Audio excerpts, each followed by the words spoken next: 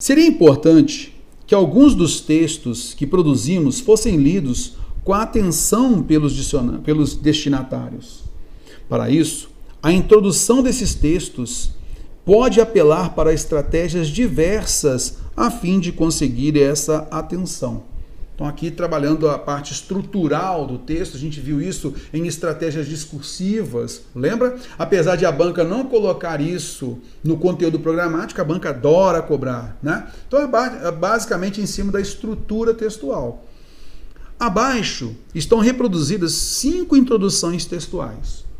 Aquela que mostra sua estratégia de atração corretamente identificada é. Então, vamos lá. É muito importante a gente entender as questões, tá? A questão aqui. Então ele coloca aqui como ele fala o que é.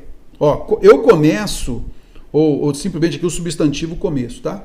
Então, olha, eu começo por uma pequena narrativa. Ou aqui, é o começo por uma pequena narrativa. Tá legal? Vamos lá então. Então aqui se quer dizer que, olha só o sinal de 2 pontos aqui.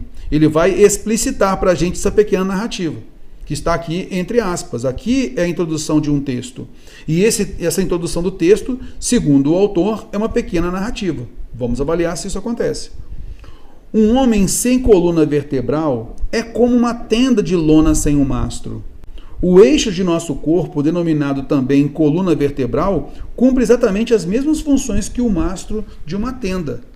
Veja, o autor ele está contando uma história para a gente, ele fez uma declaração, fazendo uma comparação, o homem sem coluna vertebral é como uma tenda de lona sem um mastro, e na sequência ele vai ampliar. Concorda comigo? O eixo de nosso corpo, denominado também coluna vertebral, cumpre exatamente as mesmas funções que o mastro de uma tenda, fazendo ali uma analogia.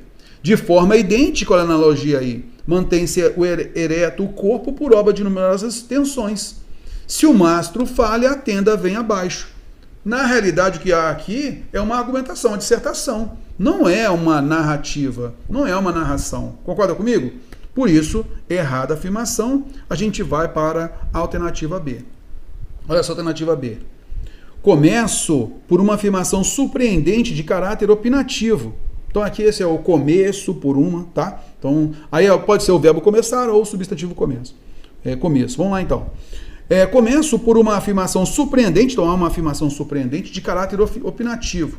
Rapaz, ele faz aquela afirmação inicial para chamar a atenção do público, né, do público leitor. E na sequência ele vai ampliar e tal, né, e essa afirmação surpreendente ela é de caráter opinativo. Tudo bem? Vamos lá. Quando Paulinho mexe em sua coleção de selos, seus lábios incham de forma alarmante. Margarida sofre de asma quando visita o tio farmacêutico. Tomás, entusiasta do alpinismo, sofre de erupção cutânea cada vez que inicia uma escalada. Os casos citados são exemplos dessa misteriosa enfermidade chamada alergia. Há alguma afirmação surpreendente de caráter opinativo? Não. Aqui se colocou exemplo, o autor colocou alguns exemplos para chegar a uma ideia, a uma conclusão. Concorda comigo? Ele não fez afirmação surpreendente, né? Fora, correto? Beleza, vamos lá. Começo por um ou vários exemplos. Vamos lá. O novo dicionário vai ser lançado essa semana e traz informações preciosas. Então veja que essa introdução ela deve ter um ou vários exemplos. Tá legal? Então olha só. O novo dicionário vai ser lançado essa semana e traz informações preciosas. Então ele fez uma declaração aí. Que informações preciosas são essas? A evolução, olha o como com o valor exemplificativo aí, ó. A evolução semântica de cada uma das palavras nele inseridas, tá? Mostrando a palavra desde o seu nascimento e mostra a palavra até o estágio atual de significação. Além disso, coloca a data das ocorrências dessas palavras, a datação das ocorrências dessas palavras. Então veja as informações preciosas. A evolução semântica, o nascimento da palavra, isto é, a etimologia da palavra, né? A origem dela, o estágio atual de significação, a contemporaneidade, além disso, a datação das ocorrências dessas palavras.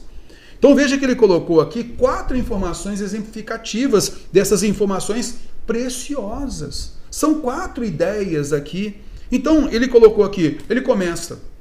A pessoa pode começar, a introdução ali pode começar com um ou vários exemplos. Ele colocou aqui vários exemplos também, beleza? Então, neste caso aqui, o que você vai observar é que essa introdução, ela sim apresenta exemplos. Concorda comigo? Então, essa está certa. Mas é lógico, na hora da prova, você não sai marcando e pronto. Você deixa um asterisco aqui e vai para frente. Olha só a alternativa D. Começo por uma alusão histórica. A gente falou bastante disso, né? Como estratégia argumentativa. Uma alusão histórica, você faz, como o próprio nome diz, você faz uma referência. Você faz uma alusão a algum aspecto histórico que chame a atenção, que corrobore a sua informação, né? As passeatas de motivação política, particularmente as que pretendem protestar contra algo, trazem sempre em seu bojo pessoas interessadas em tumultuá-las além do razoável. Qual é a passagem de um fato histórico? Não tem aqui.